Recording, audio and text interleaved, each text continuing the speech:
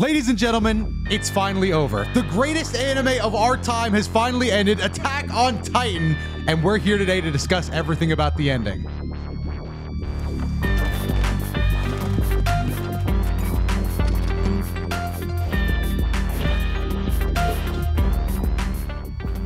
Bro, you crazy. I was gonna tell you to say that because I was thinking that, but the fact that you really went with it is insane. Bro, but, I mean, I wasn't gonna lie to him. You know what? You're right. And even now more bring us in on importantly, the episode. this is, I kind of think we're already in. I think we're already here. We're here? This is Key I didn't even know Moments. we were That's here. Not Adoya. I'm Nanogenics, and we're talking How the Attack on fluid. Titan finale, bro. That was so fluid, bro. I'm not even sure how you did that for real. Like, Yeah. I didn't even notice that we changed over. It's like we're And yet it's like you we're did that. podcasters now. It's like insane, man. We're like I 10 know, plus I know. episodes deep. Actually, we're not to them. We've recorded 10 episodes. I don't know how we're releasing this. Hopefully this is out before our Dragon Ball Z movie special, but maybe not. Who knows? I mean it. It Oh, should out be. like yeah. I think it Anyway. will be. I kind of want to put this up like ASAP. Dada, we've not got I to talk agree. I Attack on agree. Titan. I'm Anyway, we should put a hard cut in here. Just let people know there will be spoilers for everything Attack on Titan. Oh. Finally, bro. As a manga reader, it feels so good to be Yeah. sitting here with you saying it. Finally, we're Bro. talking about everything. We're not saving a single drop. Dude, It's bro all out doesn't. here now. Bro's trying to kill our watch time because he's like, by the way, if you care about spoilers, you better click off now. But You like, better get out also, of here, bro. It could slip who at any cares? time. It's done. If you're watching this and you haven't finished it or you care about finishing it, like what are you doing? Like It's over, bro. I'm putting manga panels in the thumbnail. Like, I'm putting all the manga panels. It's just going to be all of them. oh my gosh, dude. Bro, I've been waiting It, too long for this. it does I've been feel waiting really too good. long for So this. quickly, just want to note, I did a full reaction. So I'm someone who hadn't been spoiled, did not know where it was going. And so I went ahead and recorded a full reaction, which is going to go up alongside this. So if you want to check that out, as well as tons of just bonus content that you can only get over there on Patreon. We have a Patreon, patreon.com/key moments. You can check it out in the description, hopefully the description on the, Spotify and all of that descriptions as well. And I want to give a massive shout out to the audio listeners too, and of course everyone here on YouTube. If you ever want to check us out, watch us. Dada's over there with Facecam. I'm over here with Facecam. You can check us out on YouTube. So appreciate everyone that's been checking out the pod. But yeah, I will have that up, and then Dado also has a ton of awesome stuff from his trip to Japan. Out in the source material itself. Dado, how was that? It was pretty good. Ironically, I'll tie this back into AOT because I did get a chance to go over to Fuji Q. Okay. Basically a theme park over in Japan. And they have an Attack on Titan ride, Nano. Did you know this? Wait, did you get to ride it? No, I did not. So basically the way it works is like they had it in the same place that they have so I didn't know. The whole building was themed as AOT, right? Attack on Titan everywhere. Mm-hmm. It has Levi. Levi was pretty much the main character. You would have thought Levi was the main character at this ride. Levi is the main character, bro. He was everywhere. They had panels of him talking to Erwin, stuff like that, all over the place. So I'm waiting in line. It's like a 40-minute line, even though there really wasn't that many people. That's just a long thing. So I'm going, and then we get in, and it basically, so the way it works, I didn't know this at the time, but it acts as Soarin'. Have you ever been to Disney Soarin'? It's like Yeah. you're in a plane simulation, Yep. just for people that don't know. They sit you down in a seat, they blow some wind in your face, and basically pretend that you're doing something. You're just watching a cutscene. Basically. You're on, well, in that case, it feels like you're on like a parasail type thing, right? And it makes you feel like you're really moving through the mountains. You're soaring through the mountains, right? Yes, I would say with Wait, Disney, so they make it feel like you're in Odium gear? I guess I would assume, right? That's what I would hope it's like. I wouldn't know. I didn't get to do it. But basically, I'm sounds sitting in awesome. line excited for that. And this is the most I've ever gaslit myself on anything, bro, because the way it works is it's normal Soarin', only it's only about Mount Fuji. So it's kind of lame in that it only shows you Mount Fuji from 18 different angles. But then after 5:30, it becomes an Attack on Titan ride, for the adults, So I showed up at 5:10. I didn't know there was a time limit. I was just getting in line. I was just at 5 o'clock. So I'm there. And I'm sitting on the ride, Nano. When I tell you that I'm sitting on the ride, I'm looking over at Kenzie. I was like, I gaslit myself, bro. We were looking at Mount Fuji for like 5 minutes. I was like, surely like a portal's about to open up into the Attack on Titan world or something. Bro, I sat through the whole thing and it was just Mount Fuji from 18 different angles. I was so pissed, bro. I was beyond pissed. So you thought you were on an Attack on Titan ride, bro, and it never turned into an I knew I was, and then it wasn't one, and then I had to leave. I was like, oh, great. Great. That was so sick. I wonder if they changed, like, you know, the way, because obviously the way it would feel, because you're saying it literally was basically Soren, right? So it probably felt like you were on like a glider type thing. I wonder if it changes that though for the ODM gear. I mean, you wouldn't know now because you didn't get to do it, and you know, but I wonder if it changes that so it does like more of a boost, you know, because there's like that delay, you latch on, and then there's kind of that delay, and then the ODM gear like takes you. I wonder if it changes the way the seat move or the thing moves to simulate ODM gear. Maybe one time you'll find out. You've been over there how many times, Dado? Yeah, I've been there quite a lot. You made that like 15-hour flight to Japan how many times, and you haven't done that? I haven't done any Attack on Titan stuff though, but there were some other good rides at Fuji Q. I did a lot of shopping for stuff. I guess this will be my Patreon plug. Not trying to plug it, but I recorded. I mean, we should plug it. We put a lot of effort over there. We do put a lot of effort over there. I mean, like I went on a shopping spree, got some Dragon Ball stuff, and here's the plug, Neto. You'll like this. I recorded some bonus content going through some of the stuff I bought. I basically bought like flea market toys. Like I was looking for stuff that purposefully looked awful. That's what Dino told me. Dino sent me like his like stack of stuff, and I'm like, how are you getting that back? And then he said you had even more than him, but all yours was like the really like crappy shitty Dragon Ball figure. It was awful, bro. It was awful. I have so many that are so bad. But they're so good in that way. I was about to say though, there's like a what's the word I'm looking for there? There's something to it. The fact they look so bad that there's something charming to them a little bit. You know, it's kind of like It reminds me of like I said, it reminds me of like flea market stuff that I would get when I was a kid. Like I don't think I did get exactly like a Vegeta figure that was awful.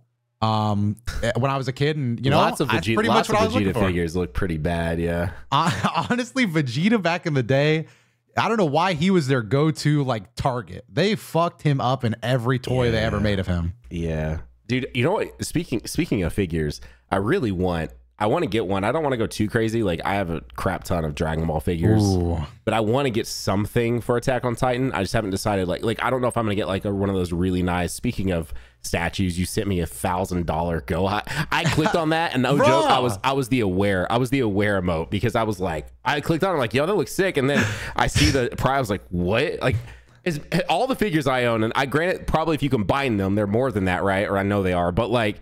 Just one figure one thing being $1,000 is like seems crazy to me. I don't know. But it looks so good. Sick, it looks so sick. It looks good. So I want something like that before like Attack on Titan. Like I have not really looked at what else is available, but like for me, I think some of the moments I would probably want to have is like maybe something where it's just all of them standing there. You know, like all of them in their scout regimen gear and stuff like that. That'd be pretty cool.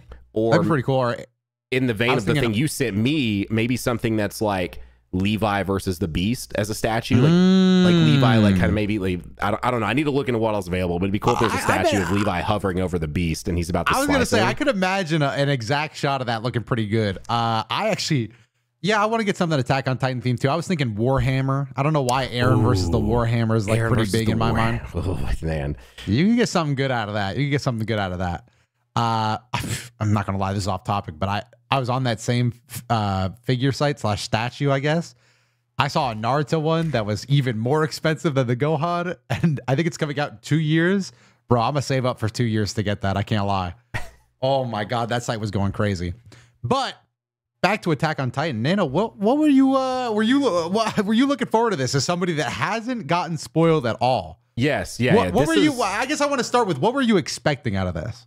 So I actually, funny enough, when I was making the Patreon like reaction, I took some time and I told Toasty, I go, bro, just throw up a thing so people can start if they want to listen to me blab. But I wanted to put out my like proper final predictions because that was it, right? That was the last time I would be able to make predictions without knowing the ending. And I won't lie, I will say that I first off don't understand the hate for the ending, other than as you show me, and also some other people show me like some panels that were I guess getting people a little tight and riled up. I guess I get that, but in terms of the actual ending to the anime or to Attack on Titan, it actually is maybe a little more predictable than You know, I guess I expected something completely different based on the just outrage I heard the entire time of the build up to this, and when the manga ended, and just seeing everyone sort of like outraged. I'm like, I feel like this was the only outcome that even made sense at this point. and so I like for me, yeah, I was very excited going to this. Are you kidding me, bro? I think the only thing is that I wish they wouldn't have I'm a little all over the place here, but I do wish they wouldn't have done it the way they did it. Like, we basically got a movie, and I just wish they would have done it as a movie. Like, I wish part 1 and part 2 of the final season finale, season 3, part 3. You know what I mean? Like, it's too much. They should have. Who are you talking to, bro? Now that you know and you've seen the whole show, I was petitioning. I wanted a movie so bad called Attack on Titan: The Rumbling so bad, man. Even the cold open, bro. Even the cold open. It was my favorite. Now that I can fully talk to you about this, let me go on a sidetrack. My favorite chapter of any like written down media of all time. It actually gave me chills reading it just because of all the hype and buildup. But a chapter opens with those kids running, the kids that were stealing, and then they were gonna hide their gold and stuff like that, so they can come back and like live a better life later. Yeah. Like, this chapter went so crazy to me. The opening to it is just those kids doing it. It hard opens with them like, "You've lost one hand already. You can't possibly stand to lose one more." And he's like, "No, don't worry. You know, we're going to be fine." Hey, wait a minute. Isn't the ground? And then it cuts to chapter like 89 or whatever. I can't remember what it was. The Rumbling. I was like, oh, fuck, dude. I was like, oh, fuck. I literally leaned back in my chair. No, I can't. I'm reading a fucking manga, bro. They're words on a page. I literally, if there was a camera in my room, I just went, oh, fuck. I was like, no fucking way. If that was a cold open in a 40X movie theater, bro, God, my life would have been so much better. I know there's a universe out there where that happened. I would do anything to switch with me in that universe. Holy shit. Yeah. God. So I think that's the thing. I just do not get what, like, why they didn't do that with this. And at least these last 2 parts, because, you know, not to drone on too much on this, but the animation was very good. You know what I mean? Like, they killed it. It was movie level. And so it's like, just release the full 2 hours as a movie. Let us go to the theater and experience this in a theater, in a crowd. Like, there were so many moments that, you know, in a theater, people would be screaming, bro. Like, I would be the annoying fuck screaming, bro. Yes, dude. I mean, bro, it's just like, so I think that saddens me a little bit. But that doesn't really take away from the story and the experience of that, at least. But I just wanted to note that I do feel like we basically saw a movie that was split up 10 months or so between itself. It's just a very weird thing that they did it that way when it was such a high quality production, and I would have enjoyed seeing it as a movie. So anyway, I would have killed for that. I enjoyed it is pretty much my general consensus. I enjoyed it, and the ending, it all landed for me. But let's dive in, dude. Let's talk. Take it away. Let's talk Attack on Titan finale, bro. First off, the opening was fantastic. So yeah, I wish I had watched the part 1 before watching the part 2, like, so that I could experience it without that 10-month gap, because I forgot that we were literally in a plane diving into like the founding Titan. So I was just like, oh, we're like in I'm surprised you just raw dogged it, man. Like, you didn't get any build up at all. Nah, dude, because it dropped, and like that day you texted me and you're like, yo, so what'd you think? And I hadn't got to watch it yet because we had been out and we'd been doing stuff. We weren't even home when it dropped, and because that was the night the time changed and we got kids, and so we were like out and just like keeping them out a little later, keeping them up a little later, so hopefully they would sleep through the time change a little longer. Oh, you know, smart parent trick. Yeah, we tried it. It didn't really work, but we, you know, dude, kids, bro, I swear, man, they just be up and ready every day. I'm like, why didn't you get more of my genes where you just want to sleep in every day? You know, like let's not get up at 5 in the morning, which was 6 yesterday, but now it's 5 because the time set back. Anywho, so we were out. You texted me like you hadn't watched this yet, and then I was hanging out with my wife, so I was like reading Naruto, and I texted you back. I was like, nah, but look, I was reading this, and it was like the Rock Lee versus Gaara fight. Anywho. which was very good, but that's a discussion for another day. Well, we'll save that one. We'll get that one on podcast. Finally, at like midnight, I got to watch Attack on Titan. So I was not taking the time to spend 40 minutes watching the first part to then watch the hour and almost half of the second part at past midnight. So I just like fired it up and just dove in. And boy, was I treated to just like a glorious hour and 26 minutes, man. It was just beautiful. Beautiful. And I imagine that opening hit good too. It It is just raw. Like I feel like good. even the CG was amazing in this one. Like yes. throughout the series, like I get the complaints, but the CG in this looked. I think it actually like. Well, let me not say something crazy in that the 2D it looked better than 2D, but for like it scratched like an itch in my brain. Like I kind of liked it. Like I liked that it was a little different than 2D a little bit. Yeah. It made them stand out. And this would be the first like true spoiler moment. But I was not prepared for the ability to bring back past Titans. Oh, that one reveal caught you off guard. Was crazy. I could not believe, like when I saw that, I was like, wait, are they about to do what I think they're about to do? You know, I was like, no. And then of course one of them points it out and says, wait, these aren't just normal Titans. These are the past 9. And I lost my mind, dude, because oh my gosh. Cause then the first one of the ones we'd actually seen pops up is Galliard, right? With his Jaw Titan. That's like one of the first ones that's like truly recognizable, which there was I'm like, dude, there's some really cool designs in here that are just here, you know, like we've never seen before. And they're being revealed to us with like an hour left of the entire series. I'm like, damn, man, like I just want more from this universe. And anywho, then, which I was just rewatching and I didn't realize it actually happens pretty fast, but the bridge into bringing back, oh my gosh, his name is leaving me right now. The Colossal Titan that we are first introduced to. Oh, Berthold. Yeah, Berthold. Yeah, the introduction of him with the OST drops, and by the way, the OST drops in this entire episode were god tier. Like I couldn't have imagined it even any better than how they managed to pull this off. Like I was so happy they did this. Even just like back in the manga, like I feel like the imagery of Berthold's Titan is just so attached to the name of the show. Yes. And really, he hasn't been a part of it in so long. So I'm glad they were able to work that Titan design back into a big moment like the finale, because that went crazy, bro. Just seeing that imagery again was crazy. Yeah. What about did the OST hit for you? Sure, the OST hit for you, right? Of course, bro. Of course. The music has always been great. And yes, it was hitting. That I think that's close to the part where like after he gets revealed is shortly after the animation goes crazy on the ODM scene with Levi. Yes, yeah, because that's so after he's revealed, that's when they have to go underneath the Founding Titan. So they're all hanging out underneath him.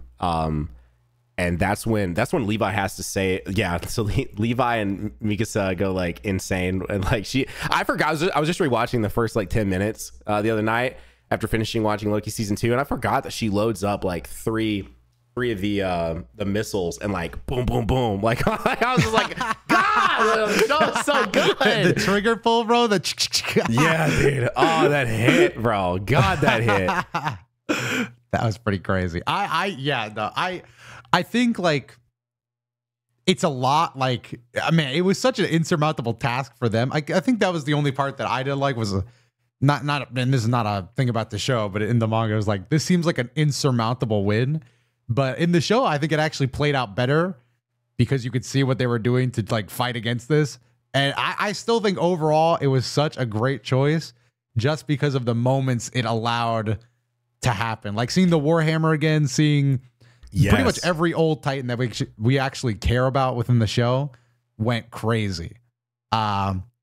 And it seems like something that should be like, I don't know. It seems like a decision that should feel worse to me. Like, oh, we're just bringing back all the fan favorite characters. But I'm just in it, bro. I'm just like, yes, dude. Oh, no, that did not bother me at all. If that's what Attack on Titan fan service is, then I want more of it, bro. Like, I need more of this. I'm looking back. Yeah, this happened so early. I feel like when I first watched it, I felt like the Berthold thing came up a little later. But no, this was in the first 10 minutes of this episode. is where, because it's when Armin is like, just been kidnapped and he's like being suffocated and going into like the paths or whatever. And then he sees Bertolt standing there in front of him, and then the moment that his actual Titan is then revealed through like the steam or whatever to Reiner and everyone, bro, that just man, I like it just is done so well. But yes, the Warhammer Titan also showing up, which by the way, that part when I was watching that, I feel like they definitely left that up to not know what fully happened, but they make it look like Peak herself, not just her Titan, actually got stabbed by the Warhammer Titan. And which she didn't, but like in that moment, they do fake it out a little bit on you. And you think that Peak also got stabbed. I'm like, damn, is Peak dying here? Like, are we like, I knew some people were gonna probably have to die at some point, but like, I was just like, man, out of the gates, we're losing Peak already, huh? Okay. And but then that didn't actually happen. They made it look like that. But they did stop her. But yeah. They had a lot of fake outs just because of how terrible this was, bro. Like this was an awful situation for them. They were getting cooked. Dude. Bro, it was just, I would have just been like, yeah, I guess it's over, bro. I would have quit. I would have went home. Dude, so another thing too that really shocked me from the beginning portions of it, which I guess I technically had seen this panel before, and it's one where when they're under the Founding Titan and Mikasa is in midair and the wings appear behind her, but it's Falco, and Falco's Titan comes in.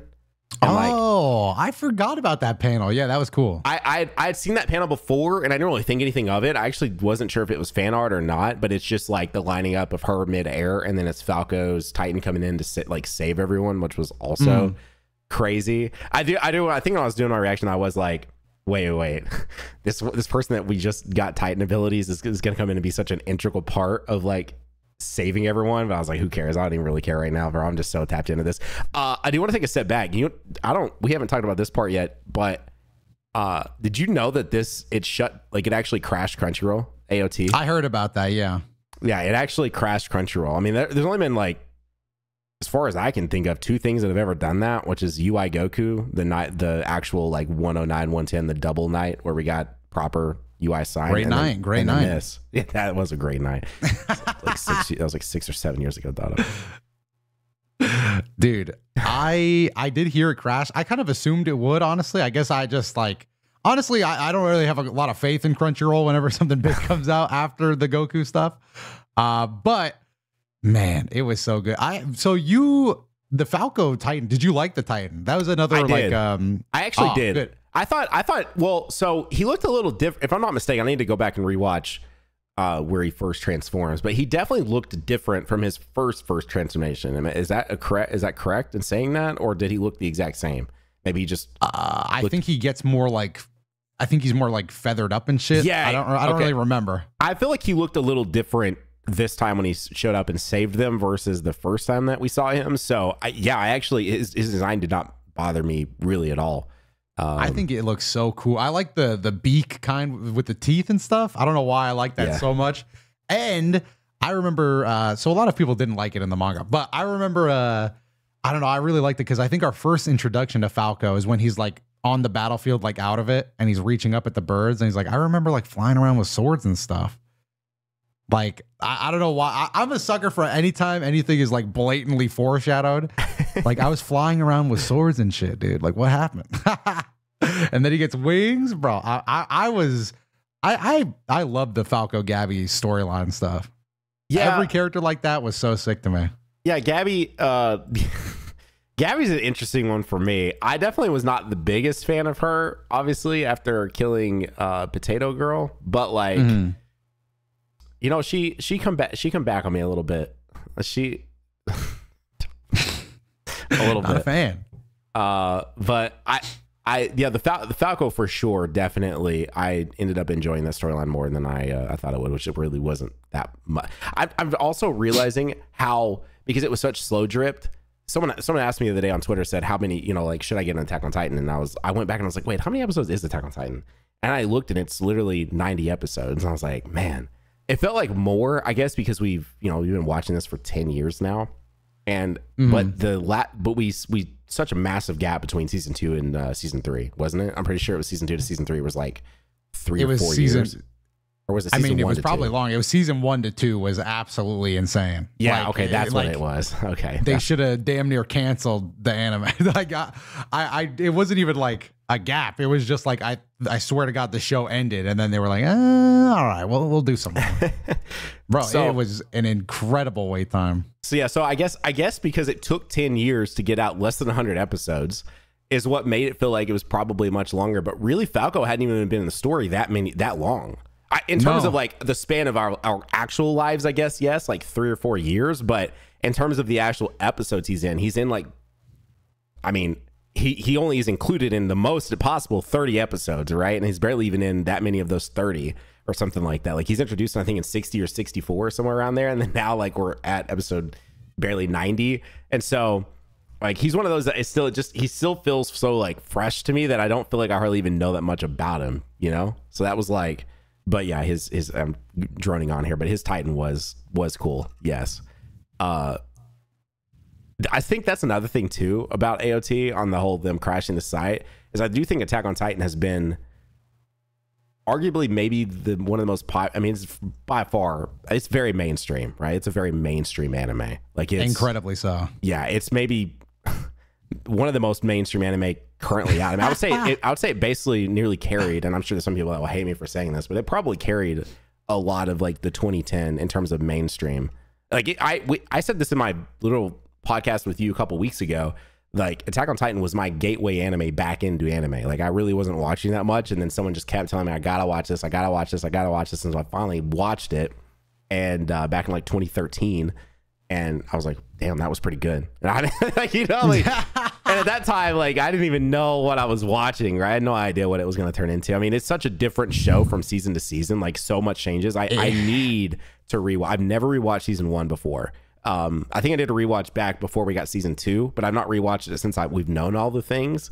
And I've got to imagine that it's one of those shows where there is so much, like, groundwork that would make more sense now. And you'd be like, holy shit. Yeah, it's a different. They did this then. It's way different. I would say Attack on Titan is the #1 show where I totally get it if you liked one part of it and then didn't really feel any of the other parts. I think it's hard to, just because you're on the journey, you might as well continue it. But like someone that likes season 1 of Attack on Titan would not necessarily like season 3. Like they're season 1 is like survival horror. Season like 2 is like political thriller. Season 3 is like the cruelties of war. Like that, like that's there really is not like a ton of so, like, again, like I think a lot of people, it shows in the video games, right? Like you think of video games for Attack on Titan, it's like, oh, we're the scouts versus the nameless like brain dead Titan, bro. That's the whole game, bro. Season 3 of Attack on Titan, that never happened ever. It's just like, oh man, this war-torn country is keeping us as slaves. We got to go in there and kill them with this operation. It's like, damn, dude, this show changed. And on top of that, it's still very much so like a mystery to who like Marley was, what was going on with the Beast. Like it was still there's still so much mystery behind, right? Like we still like in season 3, especially like I think it was drips as season 3 went on, but for the most part, like it's like we didn't really see Peak that much. Like every time it would show the Cart Titan, it would be very brief. Like you really didn't see the Cart Titan that much in season 3, if I remember right. Like it was very almost kind of how like a horror movie will do the like killer or whatever of the story, where like you don't see them throughout the majority of the film, and like it increases the suspense. Like they did that a lot with the Titans still I feel like in season 3, like things didn't start really being truly revealed until season 4, right? When that kind of like, that's when we, or the end of season 3 where we really learned a lot more about Marley. No, that really was like season 4, right? Where Marley was like, it's like, it crosses over for me, but yeah, no, a lot of stuff is, I mean, it's all about the intrigue, right? And eventually like the POV switches and you're more in Marley's shoes. And then you have questions about like what Eren is doing and stuff like that. But yeah, I mean, the whole show is based off just mystery. Like literally the basement was the big one for a lot of people in season 1. It's like, what is in that goddamn basement, bro? The basement, man. Oh my gosh, dude. God, I gotta rewatch the show. Anyway, so then I won't lie. Like like there's so much thrown at you in this episode. Like there's so much thrown. Like it's kind of crazy. I feel like just how much context to the story is revealed all right here. Like I wouldn't say it's probably as much as maybe the Paths episode, because man, that episode is like, that was great. Those were great chapters too. That one is like, I mean, because that reveals basically the entire main driving force of the entire show, right? The whole yeah, I would say that this episode doesn't have. This episode is more like cathartic in a way, like it's more like explanation on why things happen. But the reveals in the Paths episode is like, oh, that's the first time we're learning that this is even possible, bro. Like what is going on? This episode is more cathartic because we're seeing like the inner thoughts behind what's going on. Yes. And I think the other thing too that I was trying to figure out the whole time, and I need to go back and rewatch my reaction to Zeke being killed, because I really wasn't convinced that he was killed. Like, and I know that was a very big moment for Levi, but I was like, hang on. Like at first I was like, did that really just happen? Like, you know, he pops out of one of the spines and he's standing there, and it is a very just like, I don't know if serene is the right, but you know, just like Zeke getting to come out and like see the sun and everything, and then Levi is right there, and Levi finally gets that like moment that he's been trying to have huge, for forever. But I still, like, at that point, until we saw the Titans like fully stop walking, I was like, did that really just happen? Like, is that really where we just went? Like, I don't know why. It just like, it didn't hit me for a second that really just happened, because I guess as I'm watching this, it just hadn't fully set in that like this is really it. Like especially once you get to the Zeke being killed moment, you're within the last probably what 30-40 minutes of the entire series, right? Like the entire series is over within 30 to 40 minutes. So yeah, Zeke is dead and the rumbling is stopped. What now? You know, and it's like, I don't know. That was such a big one that for me, it took a second to be like, damn, okay, that's what's up. And I think what I mean by there's just a lot unveiled was like when Armin is sitting there staring at the leaf, but to Zeke it's the ball, you know, and it's just revealing more and more about how the paths worked and like what is going on in there. I don't know. I still am so intrigued by all of that, by the way. The entire like workings of the paths. Like I was actually, just before we got on this podcast, I was looking at, is there a way for me to get a proper box set like I have with like Dragon Ball and stuff? But there isn't. There's not like a full set there. I saw there's one from Japan, which of course I don't want, because I want to actually read it. Like I kind of want it for collection purposes, but I want to actually read it, and I kind of want to just like actually hold a manga like an actual book and read it, not just off my iPad. And there's not a complete set, so I'm like, why did they not have this ready to go so that I could buy a complete set right here, right now? That's what I was, as soon as the manga ended, I was like, can't wait for the box set so I can actually own it and read it in like physically. But every English manga, other than just the volumes that's out for Attack on Titan, like the Colossal editions, I think are so ugly, dude, and they look uncomfortable to read. Oh yeah, so no, I'm not right there with you, bro. I'm waiting for the box set, bro. The English box set got to be coming out at some point. But yeah, no, the ball. Let's touch back on that Armin Zeke scene, because I really, really like that scene. Yes. Just them talking about the stuff, and obviously it plays into a later Armin conversation that I can't wait to get to. But yeah, no, I was just that's like my favorite scene in the show. Zeke dying was done like beautifully. Like I would just say that was a crazy good looking scene. Like him coming out like, damn, it's a beautiful day out here. Right, and he hollers and he waves so too. Like he wants to be killed. Like he wants it. Yeah, no, he's saying like, guys, go like over here. You need to like, I'm right here to end it. So it kind of takes a little bit. Honestly, the more we talk about it and stuff like that, it kind of is amazing that so much of the stuff in this finale just pays off. Like I would say this is a great fan service ending. Like so much of the stuff that happens, like Levi gets his kill, but if you're a fan of Zeke, it's like he kind of wanted it. He was ready to go. He kind of got some emotional payoff. A lot of this stuff could be, I think it could be done. The same finale could have played out, and with less talented writing, directing, art, and stuff, it could have been a much worse finale. But when it's done here, it's just so good. It's so good, dude. And Armin running up the tree speech was crazy. But we'll get more into that with a later conversation. Yeah, so I'm sitting here just like looking at their discussion in the sand there, which, by the way, also another awesome moment was Annie showing up and the female Titan like coming out once again too. God. Yeah, she was she was trying to get that MVP title. I'm not gonna lie. Yeah, she was, bro. I was like, okay, I forgot. Like Annie is like that Titan, bro. I was like, God, it's also good. It's just like, oh, man, dude. And then Peak, like, I guess that was something I didn't fully realize, and I don't know if I just missed that or if that was more of a reveal here. Was the fact that, and we knew that the Cart Titan had more endurance than any of the Titans because she could stay like in the cart. I think there's a point where she stayed in the Cart Titan for like 100+ days or something like that while they were on Parody or do you say Parody? That's how they say it in the show, but I've heard people say Paradis or something like that. Honestly, no idea. But I've heard people just call it Paradise, like Paradise. Oh, okay. I don't know. And when you're listening to the sub, it sounds like they say Parody, but anyway, I think she was in her form for like over 100 days or something like that. Someone can fact check me, but I didn't realize she could go in and out as much as she could. Like that was crazy. Like her, just, like the ejector seat, bro. Yes. Did you know, was that a reveal during this, or was that something that we already knew and I just missed?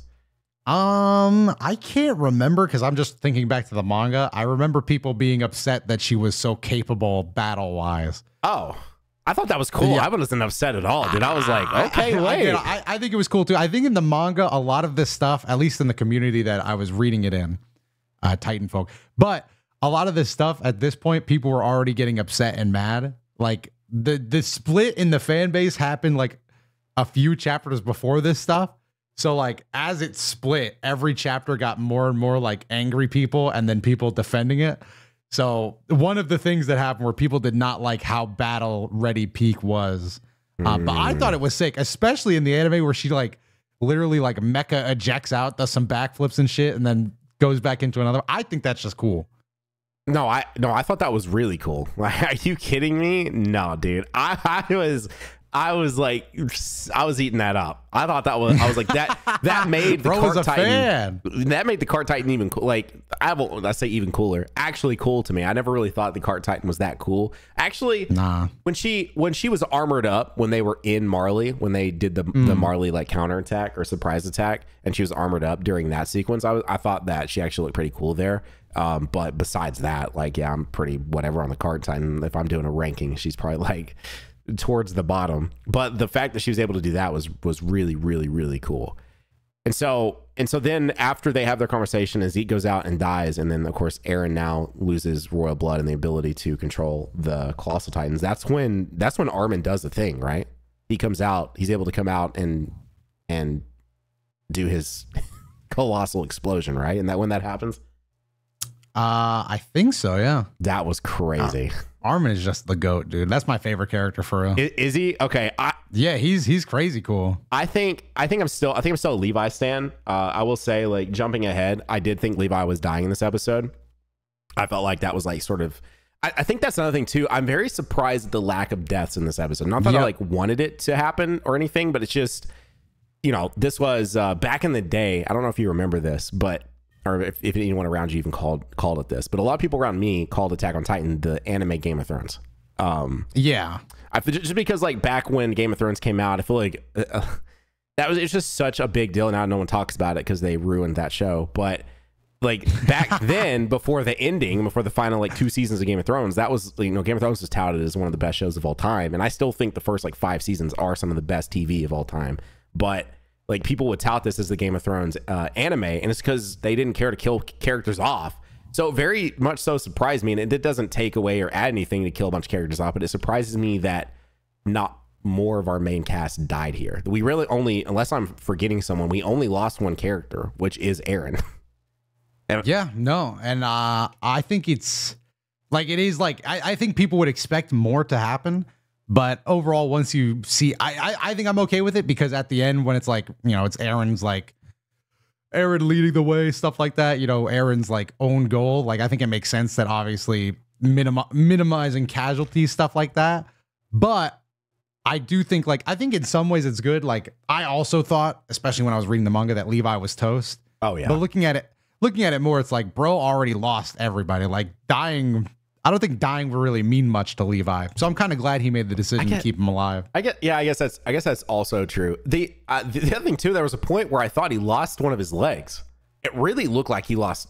Oh yeah, because he it was like gashed up. Yeah. I genuinely, I think even during the reaction, I remember saying like, "Oh, he lost a leg," like because I thought he full on lost a leg. Like it definitely the way they animated it and made it looked like he really lost a leg. Which again, I think there was just a lot of they were doing some of that on purpose to make you think one thing, whereas it wouldn't necessarily wasn't the case. But I was like, damn, bro, we losing Levi. Levi is not coming out of this for sure. Like he's gonna do something where he like sacrifices himself or something.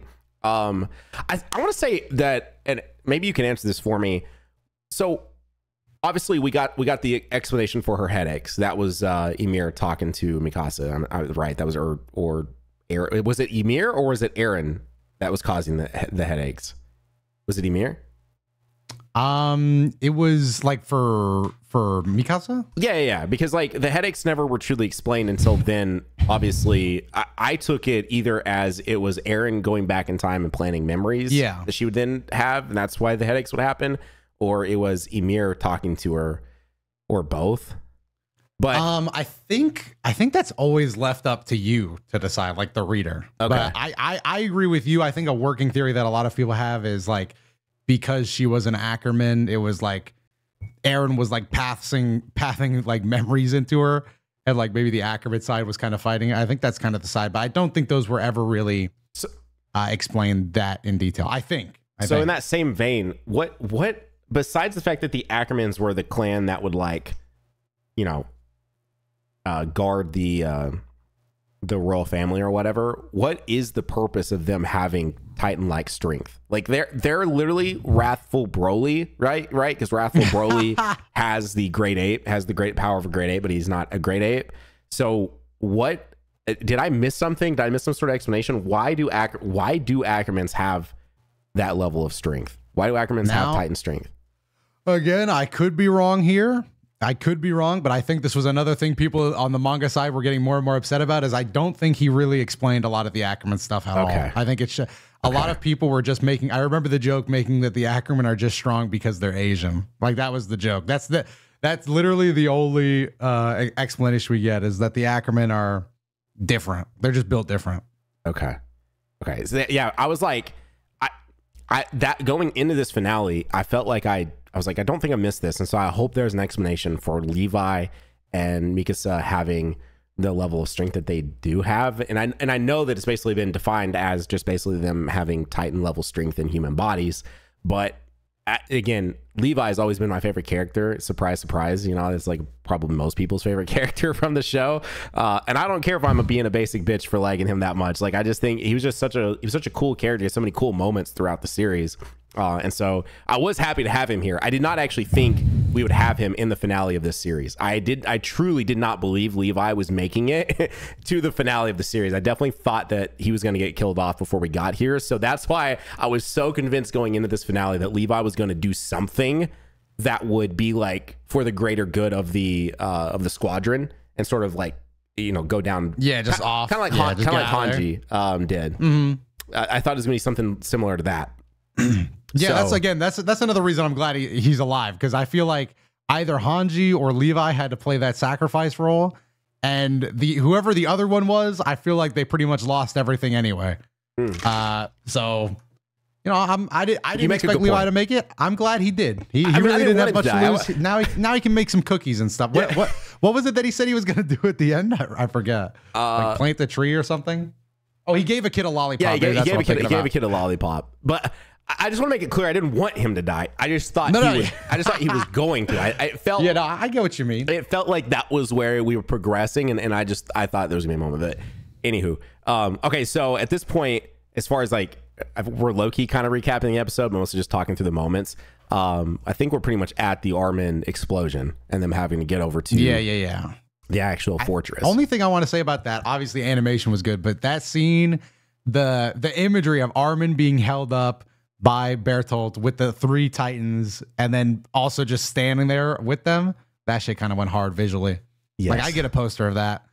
Then the explosion happens, and then we get into the stuff that I'm all about, dude. I'm all about.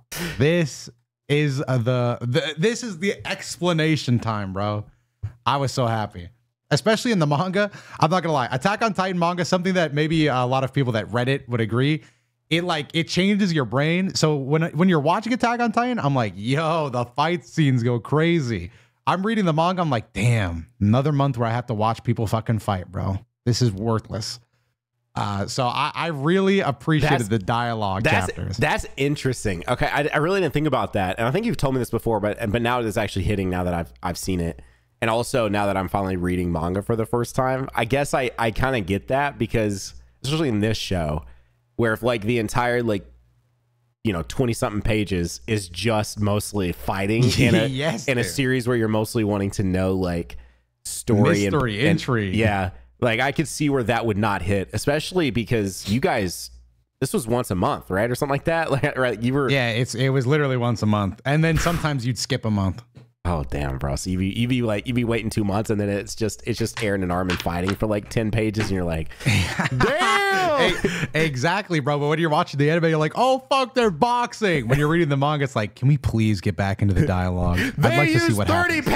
panels for this. Like, I need to know what's going on in the past right now. Reading manga really changes the way you see anime because you go from like, again, watching Naruto, it's like, oh shit, yo, he's punching, he's throwing kicks. Reading it when you get once a month, and like, let's go back. Let's use an example from Marley. Like, you're like, oh shit, Eren just showed up with fucking Reiner. This is going crazy. Oh, they're talking. Holy shit.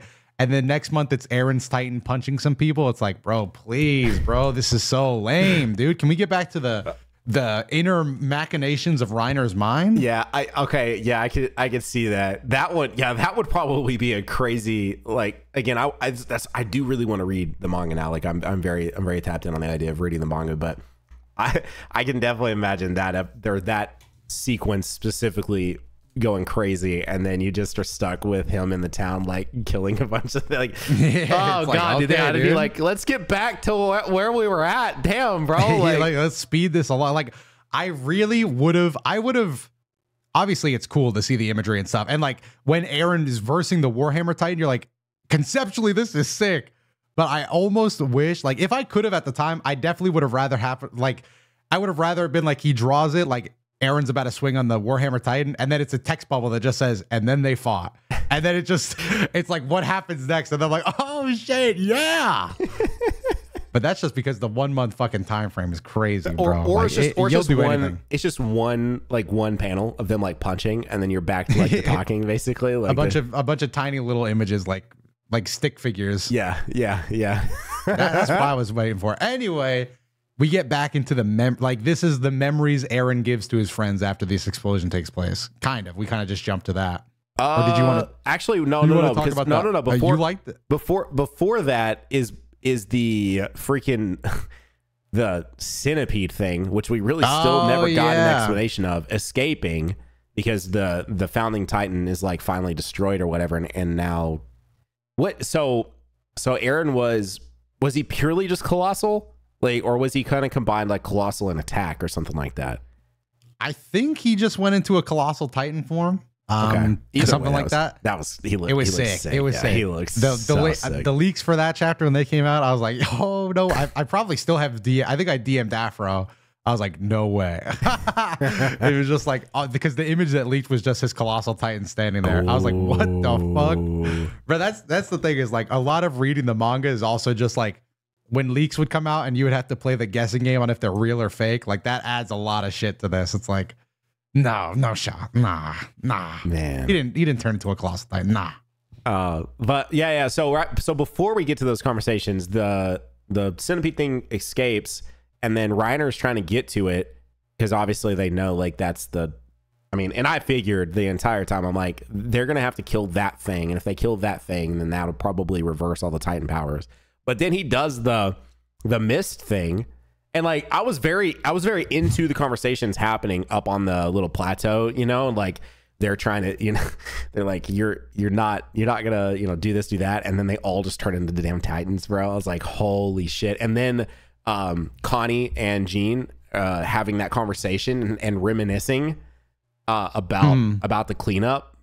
And then they turn into Titans. I was like, oh yeah, holy dude, shit, dude. I was like, what the fuck is going on right now, bro? Like, oh, dude, like that was so insane. And then to leave us on that, to then go into all the memories and all the conversations between Eren and everybody, I was like, dude, this genuinely forgot about that, bro. I forgot. Like, so what were you thinking in those moments? So did you just think it was over for them? So when it was getting misty, I was like, and they mentioned that village, and I was like, damn, what happened to the village? And I'm like, wait, it's gonna turn them into Titans, isn't it? It's about to turn all the Eldians into Titans, and but I wasn't sure if it was gonna turn them into basic Titans or if it was gonna like be some sort of like hybrid thing. I just didn't know, since it was directly from the source. I did not know where that was going. but then as they're, because like that was such a crazy moment of them just like looking over to the sunset, Connie and Jean just looking to the sunset as they like talk about it. And I don't know, dude, that hit. There's just so many moments of this hour and a half finale that I'm just like, what, you know? Anyway, so they do the Titan thing, and then I think they don't show us anything else, right? And then we go right into seeing the past memories. If I'm not mistaken, I'm pretty positive like everyone turns into a Titan, because then Reiner's trying to hold back the freaking oh my god, I'm like looking through it. I forgot Reiner sees his mom as a Titan, dude. Oh yeah, holy. Dude, I want to say this. Speaking of characters I didn't think would make it to the end, I thought Reiner was gonna not make it to the end either, by the way. No, yeah, that was a long running joke. Bro wanted death forever. Bro went through it. I actually liked him, by the way. I really did like Reiner as a character. Like yeah, he's sick. I really, really, really did. I did not think that we would get to a point though. I definitely could not have predicted. I thought they'd have to kill that thing, you know, or whatever. Like, if I knew that was probably going to be a plot point, but I didn't think we'd get to a point where they are actually fighting the embodiment of the Titans. Like I did not think that there would be a point, because I was just looking, and Peak is like biting the thing, and like Reiner's like having to hold it back because it's trying to reconnect with Eren. And I did not think that would be a point where like everyone is focused on just taking down the centipede thing that caused all of this. Like I guess there's like, if you put up a bingo card, that would have not been on my bingo card of things that might happen, you know? Like that was just not, I don't know, this just wasn't something I was expecting. But then that's when they start planning. They got to get to Eren. They're all of them take it on, and then like Levi, and I think, is it Falco? Levi, Falco, and Mikasa are headed towards Eren to get Mikasa to Eren, and that's when boom, we're in the sequence with the ODM gear sequence triggers with Mikasa and Eren in the past, future, whatever, and Eren looks normal again. Yeah, it was like just like a false memory kind of thing. And that's where it got me like. I don't know. I thought these are crazy. I don't know how this was rolled out to you guys in the manga, but did you think at that point that they were about to? Okay, let me take a step back. So I mentioned this. Go ahead. I mentioned this. So we had that whole conversation about Edge of Tomorrow and Wolf's Rain, and you know, all these that are sort of like Groundhog Day. You know, that like. You start back over at the beginning, and I was like, wait a second. You thought it was gonna repeat. Dotto told me how much he loves repeat stories, and so then I started thinking, I'm like, what could probably piss off the majority of the fan base is if somehow, and this was one of my theories, somehow it all starts over. Because I was like, because I feel like I saw someone tweet like the three of them under the tree again, and so I guess technically I saw what was probably what I thought maybe were spoilers before going in, but like they were just random panels with no context that some people tweeted with a ton of words muted on Twitter, but of course people still made it through if they tweet shit without the words attached to it. But anyway, so I was like, is it possible that because Dotto said he loves these repeat stories, is it possible that AOT repeats, and that's why he likes AOT? Because you told me you liked the ending, or you weren't like everyone else that hated the ending. Is that why he likes it? And is that why everyone else is so pissed off about it? Because I could see where that would be a very polarizing ending if somehow Eren does something that makes everything start back over, since time really is like non-existent to him. And so I was like, when this happened and she wakes up out there in like this beautiful like wooded area with Eren looking like normal again, I was like, oh, no, no way. Like, this has got to be a fake out. Like, I felt like it had to be a fake out, but then a part of me was like, what if it isn't a fake out? You know, like, yeah, no, I think again, a repeat. Honestly, the repeat like theory would not have been upsetting to me. Again, I like the repeat stuff, but I can't remember how it was doled out. I think it was because people were expecting that was what's going to happen. But yeah, no, it wasn't as much as in like here where it's like reflecting in her eyes and then she sees images of Kid Eren under the tree again. I think it was more just to drive up that like the parallel between Mikasa and Eren, because in a way it almost is a repeating storyline. It's just that Eren saw all this from the very beginning, and in a way Mikasa did as well, just because Eren put those images in her head the same way he had images put in his head from his own future. Just, man, this story is so sick, bro. I love this story so much that Eren literally never had any freedom in his life at all. Literally, he lived fate is literally Eren. Just with him around, there was no such thing as free will. Everything was destined to happen. So I thought that was such a sick scene. Oh, man, bro, I love the flashback talking stuff. Yeah, no, I enjoy, dude. And that's anytime I watch something and it starts playing around with time, you know, like, have you watched Loki season 2? No, I have not. Okay. But you know, like, there's a lot of time manipulation, or I think you would know that there's weird time manipulation with Loki. But anyway, and like my wife, anytime we watch something where there's time manipulation, my wife's like, oh, you're gonna love this, aren't you? And I'm like, yeah. Because like anytime you start messing with like some of that time stuff, like, yeah, you got me hooked. I will say, I want to point out, I saw a lot of people that were like making fun of the panel of her kissing him, and it's just like his head or whatever. But to her, she's still visualizing them in that sort of like fantasy world or whatever. Or that's what that's what I envision. So I'm like, people are like, that's almost one of those situations where people grab the frames from like one of the first 10 episodes of Dragon Ball Z, or they grab like a terrible in-between frame of like a game or whatever, you know, where like it looks bad for a moment, but you're not getting the full context because it's just for a moment. So grabbing the frame that's them inside the Colossal Titan's mouth is not the full context of what's happening there, because they're like, bro, what is this? And I'm like, but if you watch the entire sequence, to her, that is Eren and her by the cabin, and she's like, because they hadn't kissed, right? In the entirety of the series, had they ever kissed? I don't think they had, right? No. So this was it. Like, this was their parting moment. I didn't know people didn't like that, because again, going in this blind, I'd not paid attention to what people said, so I just got to experience this pure raw. Then I get on Twitter and I'm seeing everyone like making fun of this, and I'm like, but wait, hang on. But with the context of everything in it, that makes sense. Like, I don't really know. I don't know how you're making fun of that, because to me, that moment makes sense, because if you watch the entire sequence, she's not visualizing herself just holding his bare head in the Colossal Titan's mouth. This is them together at that cabin, and she's like, this is their parting moment because he's dying. He's dead, right? So yeah, no, I think people were just focused on the weird imagery of it. Yeah. I don't know why people got so stuck up on that. Even, I don't know, bro. I feel like people, I don't know. I never got that criticism because that happened to the manga too. People were like, ew, she's kissing his head. Like, okay, dude, like she's emotionally traumatized. Yeah. Like, I don't know. That's like, I don't know. I feel like there's no human empathy there. Like, as a character, that's like when, like, you know, like obviously like crazy stuff, but like if somebody lost their family in like a war-torn environment and they went up to like one of the dead bodies and like held its hand, you wouldn't be like, that person's dead. No, it's like a character going through like traumatic events, bro. Like, what are you talking about? Yeah, it's a little weird, I guess. She's losing her best friend / love interest, right? Like, this is it.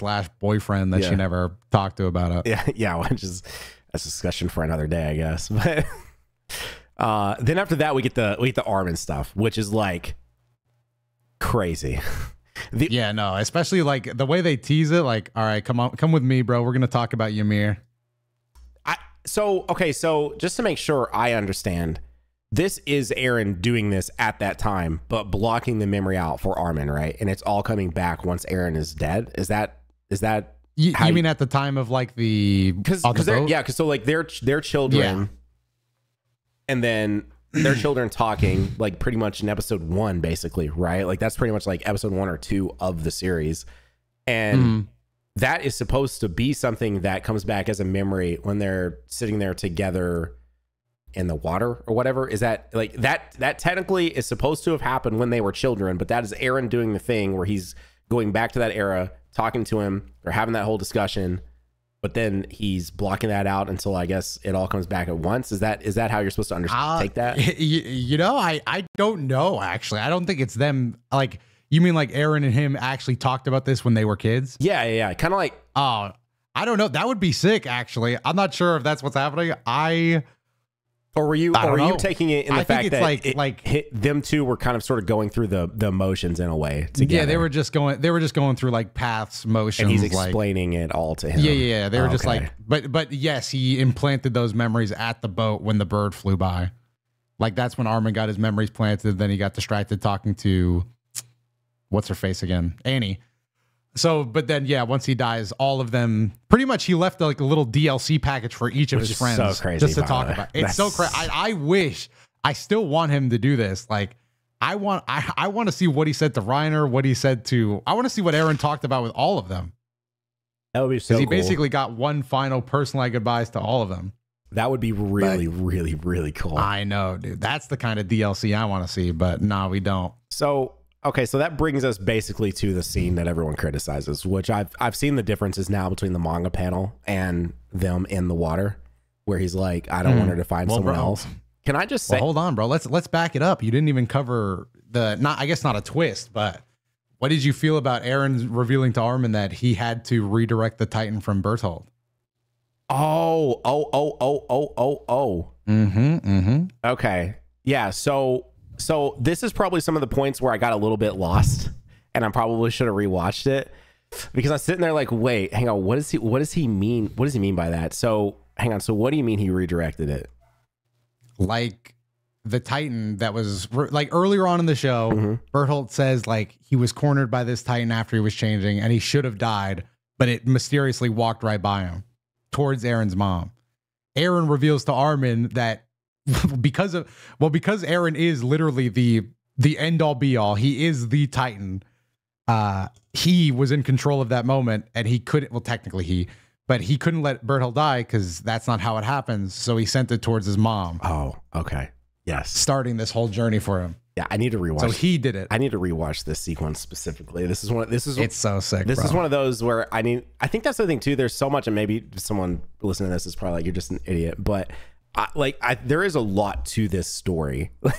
Like there's a ton that I do think reading it probably it's easier to digest versus like reading subtitles on a language that I can understand, and it's just like going by and I'm like, okay, hang on, let me process this, and I'm in the middle of a reaction, so I'm not trying to like rewind, so I'm like, damn, I kind of wanted to rewind that sequence. Okay, so that, yes, I guess I'm just now realizing that that's what he was saying. Whoops. Yeah, he feels personally guilty because technically it's true, he killed his own mom. Yeah, that's crazy. Because he had to. Because that's how otherwise everything changes. Yeah, because he had to, because that's how it happens, because he had to. And then that's why I like, man, it's so cool. I'll just say it now because this is basically the moment that I love so much, is because I look at Attack on Titan as almost like it's a story about a guy that wants freedom, but it almost feels like taken aback from that. And it feels like a story about a character that knows he's trapped in a story. Does that make sense? Yes. Like, as long as Eren lives, he cannot change the events of the book he's in. Which is why I think it's so cool. But he knows it. He knows how it ends. But he wants to be free, but he can't be free because he knows how it ends. So all he can do is the best he can do to get there while keeping his friends alive and trying to lead to a better event for him. But while Eren is around, there is no such thing as freedom. And that's why I just want to cover this. That's why I like when Eren like is campaigning for Armin to be alive. Like, no, it's going to be Armin who has to save the earth. I like that. A lot of people were upset about this in the manga. Like, it was like, what the fuck? It doesn't have to be Armin at all. It could have been Erwin. But he's basically gambling on his best friend to figure it out. He's saying Armin will work it out after I'm gone. Like he'll figure out a way. And that's why I like that we personally don't get to see like the story. Now we're jumping ahead, but this isn't really a big thing. The story ends with Armin writing to peace talks, and he's like, I'll figure it out, Eren. I'll make it work.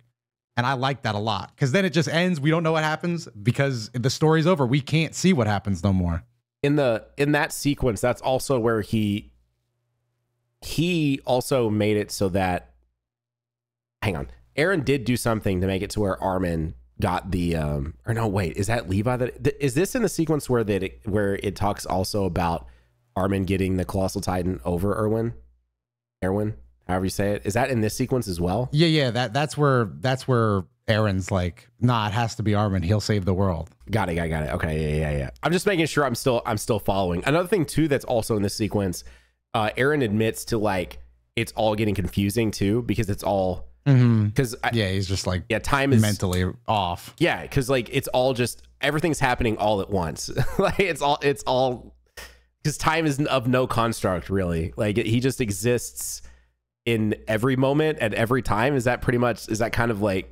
Yeah. See, that's so crazy. That's so insane. That's also, I guess, a bit of a foreshadowing once you start understanding all that Eren is the end of the line, because the fact that he can see back and he can only see. I feel like there's definitely foreshadowing in there to know that Eren is the finale of the Titan line. The fact that he has to, yeah, I don't know. The fact that he controls, but is not technically controlled by anybody but him, really. Yes, I think like he goes and tells his dad to do all this and all that, and like nobody's really free from his influence. And even him, he's not free from his influence. God, I gotta go back and rewatch the earlier seasons. I just know there's some stuff that's gonna hit in the other seasons if I go back and watch it, man. It's true, dude. It's true. Even the mom scene hits different, knowing that Eren's like, damn, why is this happening? Bro, you're the reason this is happening. I see it now. Yeah. That day in that moment, Bertolt had to stay alive toward my mom and not him. Let's go, Eren. Okay. Yep. Yeah. Okay. And and it brushes it pretty quick. Like it gets you to the sequence where they're at for the end of season 3, when they're pointing out to the water or whatever. It gets you back to that pretty quick. I really do like this area, by the way, which I think is that your desktop, is the real blue water looking out from the island. Yeah. I think in this sequence too, one that is so controversial with him talking about Mikasa and everything. I think for me, and I said this towards the end of the reaction, I did just a little bit of a discussion by myself, but I feel like this is more in character for Eren than a lot of what we got in season 4, because this Eren right here, where he starts talking in the way, especially the way the voice actor portrays it, he made himself sound like Eren from season 1 through 3 versus Eren in season 4. Like this felt very much so in character for the Eren that we were with for the majority of the time, right? Like, because I feel like there's way more Eren character moments through 1 through 3 where we're really with him and getting to see him talk with other characters, versus in season 4, like he's there, but I feel like they put a lot more emphasis on the rest of the cast and less on him, because I guess he becomes the sort of more of like a mystery figure. Yeah. So he becomes the mystery kind of. Yeah. So he's there, and he is still in a lot of the show, but he's not like, it's not in the same way that it was from 1 through 3, where he was the main driving force of the character that we were like behind. Like, yeah, we saw everyone else, but it was mostly through Eren's POV. Versus now you can't quite do it full through Eren's POV, and we're spending a lot more time with the rest of the cast. So like when he started talking like that, like it was almost like a nostalgia thing. I was like, oh, there's like the Eren that we watched for like 7, 8 years, right? Like, so I saw people, and I started investigating like why people were so upset by this moment, which apparently the anime actually did substantially better. Okay, so Dotto over having internet problems again, but basically what I was trying to get to is basically the Eren that we were put back, the Eren that we witnessed here felt more like the Eren that we had grown to be used to from seasons 1 through 3. And so I went and investigated why a lot of people didn't like this moment, and they said it felt very out of character for him. But for me specifically, from my viewing experience, it felt the most in character for Eren that he had been for like 40 episodes at this point. I was like, that is Eren. Eren is back. Like, that was like like, I was almost kind of happy that we had that moment again. And I'm not saying I necessarily agree with everything he said per se. Like, I don't want her to get with another guy and all this, which those are things I feel like the Eren from 1 through 3 would have said, or at least half of season 3, because Eren starts changing obviously throughout the second portion of season 3 a little bit. But, but like, Eren from season 1 through half of season 3, that's how he would have acted, and that's exact things he would have probably said. You know, like to me, unless I've just completely mischaracterized this character in my head from everything I remember.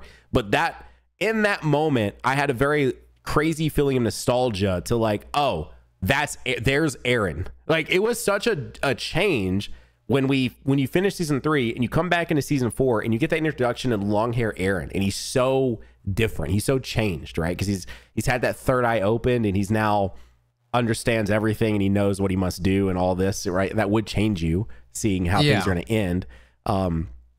Anyway, so I was like, there is Eren for me specifically. So that didn't feel out of character to me. That felt very in character. Like the voice actor's voice changed. It sounded like old school Eren. Like, all of it just hit for me, right? I was like, oh, yeah, there's Eren. Like, that's Eren. Yeah, it's a moment I never had any problems with, because honestly, I didn't think of it as that bad. Or like you said, I thought it was pretty in character for Eren. But yeah, people, like you said, you looked into it, people didn't like it for that reason exactly. But again, I love that moment. Even in the manga, I love that moment. But in the anime, yes, everything with Armin and Eren, I've had it playing in the background just so I could remind myself of what moments happened in what order. But everything in the anime is so much better than their moment in the manga. And I love how long it is. Bro, I would watch an entire hour special of just them talking behind the scenes. I really love that shit. It's like, why'd you do this? Everything else I tried really didn't work, and it always led to the same place. Like, dude, that's so sick. I love that shit, dude. That was so good. So good. And I love that Armin's just a bro in this one too. Like, I like that in this one, in the manga, it was more like, it was so quick, dude. Even when it ended, I said, damn, I wish that would have been expanded upon more. So I'm really glad it happened here, because, stuff like Armin saying like, yeah, well, at least after this, we'll be together forever in hell, bro. Like that's a bro moment. That's why Armin's the GOAT. No, that's why he's the best. I think in this sequence too, that's when he explains that like Sasha has to die. And right, like he's explaining like all these things had to happen in order for us to get here. And then he's like, well, wait, why? And he's like, I think he does call himself an idiot, doesn't he? I think he calls him like, I'm an idiot. Yeah. Right. He's like, why did you choose this way? He's like, I guess I'm just an idiot. Like, I got too much power and I can't figure it out, bro. And then, okay, yeah. I'm sitting here, I'm watching. He says, you'll remember everything once this is all over. You'll remember everything once again, or something like that. Which again that's so. This is like me being like such a nerd with this, but like I think it would be very crazy to experience. Like, all of a sudden, just these memories are just boom in your head.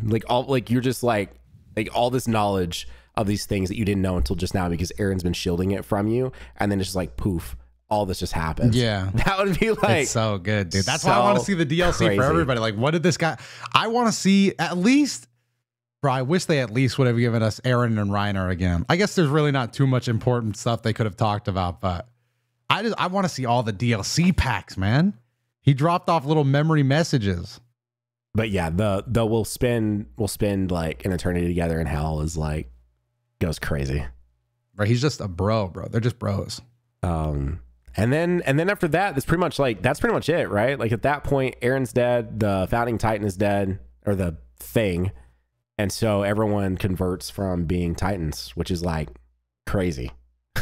Like, it just feels insane that all this time, all this build up, it just finally happens. Like, finally Titans are gone. Like, it's nuts. I'm sitting here looking at the scene of where they all, like, Reiner looks so done, bro. Like looking like Reiner's like, bro, it's over. Like, I can bro looks damn near dead. Oh, well, let me screenshot. No, let's go screenshot it and send it to you. But I forgot Crunchyroll has that shenanigans that makes the screen go black when I try to do that. But basically, you can imagine Reiner looks like he's just so done, bro. Oh man. Yeah, no one dies. This is so insane. No one but Eren and Zeke die here. Eren made a good plan, bro. He did a good job for what he could do. I think he got his friends out of there. Gave Armin a chance to talk his way into a peace treaty. Why do you think, or does it explain this? Why did Ymir look like her child self versus her actual adult self? That was like the entire time she's an attorney. Why do you think she looked like her like much younger self versus the person she was when she was with the king? I don't know. Maybe just that was when she got the powers, but no, I don't think they explain it or touch on that too much. Okay. I also Ymir could have also used. I think my overall thing is like they could have explained Ymir story a little better, got into it a little more. I feel like they kind of just they could have done more with her. Oh yeah, I think that's. I mean, there's a part of me that wants more of an explanation to all of that, and then there's a part of me that's like, it's better left in mystery. Like it. I agree. There's a level of it that you and I couldn't sit here and have an hour-long podcast and theorize and do all this, still talk about all this if it was all fully explained, right? Like there wouldn't be as much intrigue if it was fully explained. And maybe he doesn't even know himself too, like it could also be a situation of like, he's like, I don't even want to know, I'm like, yeah, I agree. I feel that's how I felt with the Titan powers. I was like, people were like, I wonder what the centipede is. I was like, I think it's better we stop asking questions about it now. Like, just like this is just a magical force at this point. Yeah. Or it's the Elden Beast. Dude, I remember the first. You get too deep into it, you end up with that Star Wars thing, bro. Dude, the first time I saw that someone fight the Elden Beast or whatever it's called, the final boss of Elden Ring, I was like, that's just Attack on Titans thing. Like, straight up, that's just the Attack on Titan centipede looking thing, bro. That's actually why I made my character Eren in Elden Ring, because I think I had that fight spoiled for me, and just the Erd tree looked like paths anyway. I was like, yeah, this is sick. I don't really know there's too much else to discuss. It's pretty much just a wrap up. I did see some people that were like, but how do you feel, Nano, about it just being all for nothing? Because at the end credits, it shows the tree that is presumably like another Titan spawn tree. Yeah, but a metaphor for Eren, and it shows like war and stuff. And I'm like, I think like well, yeah, that's the tree they sat under as kids. Yes, but I think that it's a he's going a little more philosophical here with this or map. I don't know if this is in the manga or what, or map or whoever it is, but I think the whole purpose of that is that like you can't really change humanity. Like it didn't matter what Eren did, you weren't going to change humanity, and like it's just it literally. And this couldn't go any better with anything right now. It just is what it is. Like nothing Eren was going to do was going to stop different rising powers, from forming and wanting to take over this portion of the world or that portion of the world. So I think that was kind of almost like a point of why they showed that. It was like it really didn't matter what Eren did. And they even I feel like they even do a good job of showing just how many years have gone by. Like it's still more than worth it, I think. Like what Eren did, like they show years, like literally years go by, and then they show Mikasa coming to visit. Years go by, they come back to visit. Years go by. Trees getting bigger and bigger and bigger. I think in the manga, like this is why I was a DLC hater, by the way, is because I felt very strongly that the part I liked is that what is the DLC? Hang on. So what is the DLC? I actually don't know what the added chapter is. The added chapter is just that final bit you see at the very end. So the way it worked is Attack on Titan ended with the volume, and that ended with like I think it showed Mikasa dying and stuff like that, but like it ended with Armin being like, we'll find a way to work it out. Don't worry about it, Eren. And then it was Mikasa like dying next to the head and stuff. And then it ended. Like that was it. But then the new chapter DLC, when the volume release dropped, was showing that eventually they get bombed anyway, and then the new Titan tree is there. So everything you see in the post credits, like the credit scene, that was DLC. Okay. But again, I think they do it even better in the anime because they show just how fucking long, how many years have gone by. Got it. Okay. Yeah. We're talking about like millennia. Like we're talking millennia, bro. Like planes are flying by. There's skyscrapers. It looks like cyberpunk by the end of it. Yeah. Except then when the kid shows up, it doesn't really look like cyberpunk anymore, by the way. No. They just destroy. I don't know. Like like a crazy futuristic war must have happened. I'm not really sure, but yeah, again, there's like questions about the DLC. I think it could be cool to do like a sequel though. Like if you want to do an Attack on Titan sequel in like a future era, I mean, you could. I'd watch it. I mean, I would watch it, but would it really hit the same now that you know? I mean, unless he changes how, and he technically could, because theoretically it wouldn't be Ymir, it would be Eren.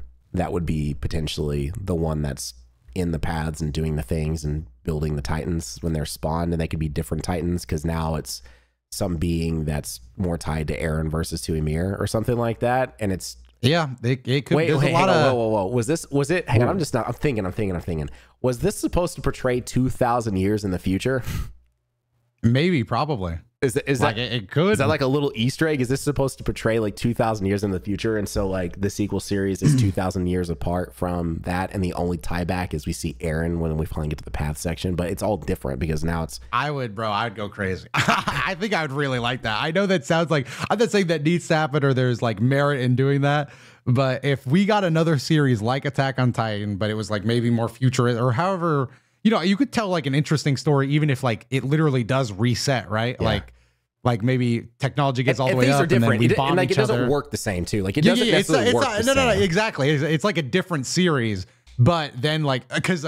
Bro, I would go crazy if like let's say hypothetically there's a new series, like it does yada yada, and then it would be exactly like the past moment now, only seeing Eren again would be like, what the fuck, dude? Like that would be, dude, that reveal would go so insane. Like again, not like you. Again, I agree with you. Not like you necessarily need that, but that reveal in itself might. That would give me chills, bro. Let's say I'm a greedy businessman, bro. I'd be coming to EC. I'd be like, please, bro, you gotta plan something, because that reveal alone would go nuts. And like, what if they don't even title? Like, he purposely doesn't title it anything to do with Attack on Titan. It's a very different story, and then all of a sudden it just pops out that it is the Attack on Titan sequel, and Eren is there in the paths.